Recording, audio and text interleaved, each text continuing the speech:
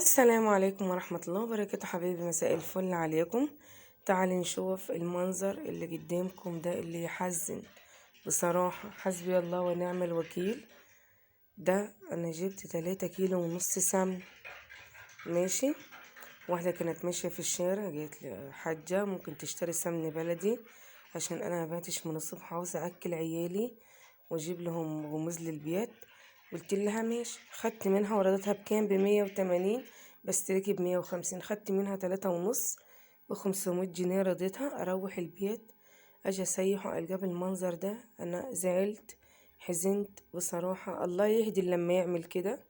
لا تعرفوه دهن ولا شمع ولا ايه بالظبط. يعني شافوا المنظر ده هو اللي كان قدامكم دلوقتي. يعني ازاي المنظر السمن ده اللي شافوه تقول حقيقي يطلع مية بالمنظر ده؟ اعمل ايه؟